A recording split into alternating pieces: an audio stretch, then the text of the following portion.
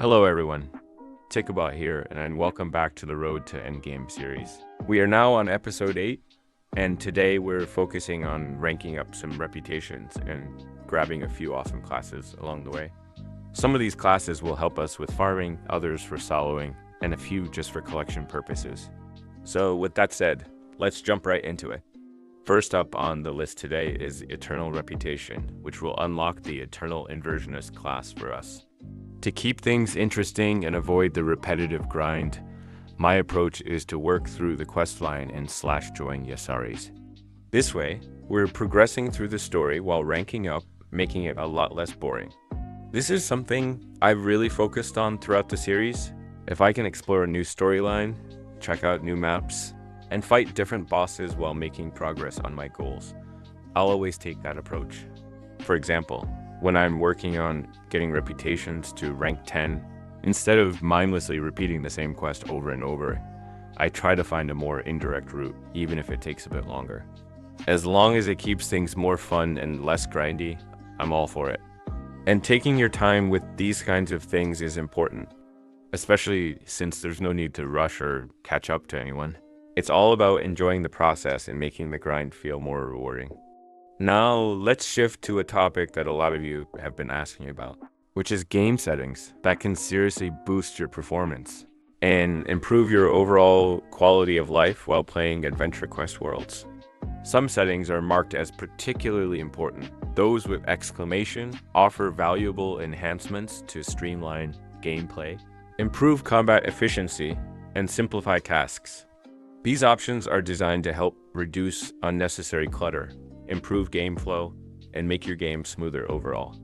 One of the first things you'll want to adjust is by searching Disable on Advanced Settings. This section is really helpful for optimizing performance and clearing out some visual clutter that may slow you down or overwhelm you during gameplay. For instance, Disable Damage Strobe is a great setting to turn on. This stops the flashy strobe effect whenever you hit a monster. Another key one is Disable Monster Animations. Trust me, when you're in crowded areas or boss fights, every little bit of performance boost helps.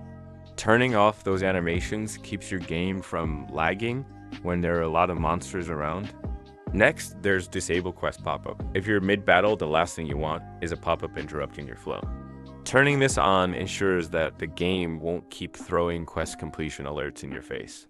Finally, you can also disable skill animations, which is essential in big fights where a bunch of players are all using flashy abilities at once. This makes sure your game doesn't slow down and keeps everything running smoothly. However, if you still want to see your own attacks, you can keep the Show Your Skill animations only option on so you don't miss out. Next up, we have the hide settings. These settings are all about reducing distractions so you can stay focused on what matters, which is your health, your enemies, and the grind ahead. One of my favorites is turning on hide healing bubbles. In a big battle, seeing healing bubbles pop up all over the place can be visually overwhelming. By hiding them, you'll keep your screen clear and less cluttered. I also recommend keeping show name tags turned on.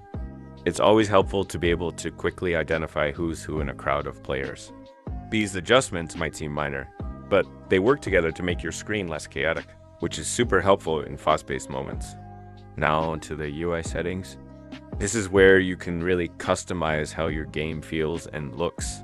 A must-have setting is Class Actives /Auras UI. Having this on is essential because it lets you track your active buffs and debuffs, which can make all the difference in those tough boss battles. Then there's Custom Drop UI, another game changer. If you're farming for rare items and you want to see your drops immediately without having to go hunting through notifications, this setting simplifies that whole process and keeps you focused on the action. Moving on to keybinds and visual settings. One of the best ways to optimize gameplay is by using custom keybinds. For example, binding hide monsters to the Q key means you can easily hide all monsters on the screen when you don't need to see them. This is especially useful in crowded areas, making it easier to move around or focus on other tasks. Then we have the hide player's keybind, which I have set to Y.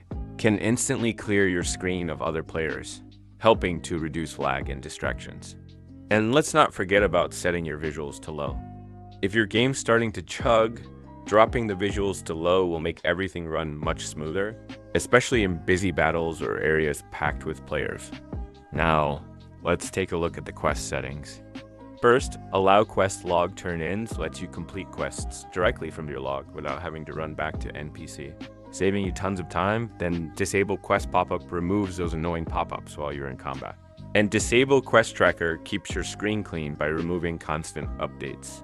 Quest spinner helps you keep important quests with you. You can find this in the exclamation on the side of your character head. While quest progress notifications keeps you informed as you complete objectives. Finally, reaccept quest after turn in is a lifesaver for repeatable quests, automatically reaccepting them for you. These settings are small changes, but they make questing way more efficient. Then there are the chat settings. For chat, you want to make sure timestamps are enabled. This is great if you like to keep track of what's happening in real time, especially when coordinating with friends or guild members. Another good option is disable red messages. It removes the clutter of unnecessary system messages, making sure only the important stuff stands out. Finally, we have the target and monster settings. This is where you fine-tune your combat experience. I highly recommend turning on auto untarget dead target. There's nothing more annoying than wasting hits on a dead monster. So this setting automatically shifts your target, keeping you efficient. Paired with auto untarget self, which ensures you won't accidentally keep yourself targeted. This can make your combat experience a lot smoother. And moving to monster settings, turning disable monster animation on helps reduce lag, especially in areas with heavy activity. The freeze/lock monster position setting is particularly useful, ensuring that monsters don't randomly move, keeping them in place for easier attacks. Additionally, show monster type is helpful for quickly identifying the type of monster you're up against. These tweaks make your fights more efficient and help minimize unnecessary lag or confusion during gameplay, especially when farming or taking on multiple mobs. Alright, that wraps up our deep dive into the settings that can really boost your performance and improve your quality of life in AQW. By tweaking these options, you'll notice smoother gameplay and less frustration, especially in those heavy farming sessions or intense boss fights. So give these settings a try, see how they work for you, and let me know in the comments if you have any other tips or tricks for optimizing gameplay. Now, let's get back into ranking some reputation. I already ranked up the Eternal Reputation to rank 10 and secured the Eternal Inversionist class. On top of that, I also maxed out the Chaos, Skyguard, and Dwarfold reputations to rank 10 as well. Now, we're moving on to the Evil Reputation, and I'm currently working on ranking it up to 10 by running the Bonafide quest from Grave Linen / Join Castle Undead. Now that I've ranked up my evil reputation to 10, it's time to switch sides and work on the good reputation. To do that, I'll head over to / Join Castle and meet with King Altian. I'll be temporarily switching from the forces of evil to good so I can accept his Rumble with Grumble quest. This quest gives 1000 good reputation per turn in and is really easy to complete. Though, unfortunately, it's a members only quest. All I need to do is / Join Sewer, head to the end of the map, and take down Grumble to complete the quest, while the drop isn't 100%. It's pretty close, making this quest a super easy way to quickly rank up good reputation. And with that, we've hit rank 10 on good reputation as well. Next up, I'll be focusing on the Blade of All reputation, which is already sitting at rank 8. The quests for this one offer a solid amount of reputation per turn in, so it shouldn't take too long to max it out. For the Blade of All reputation, I'll be heading over to / Join Castle Undead to work on the Find the Hilt quest. It's a simple grind, just killing some undead monsters until I get the quest drop. I'll be repeating this process until I finally hit rank 10 in the Blade of Awe reputation. With that wrapped up, next on the list is Ravenloss reputation. I'll be progressing through the storyline to hit rank 10 in the reputation. And as a bonus, I'll also be aiming to unlock the Arachnomancer class along the way. The Ravenloss reputation storyline is fairly simple, but it's still a grind. You'll be accepting quests, moving through different maps, and taking down mobs a few times in each area. The quests aren't too complicated, and the progression feels smooth as you clear each stage.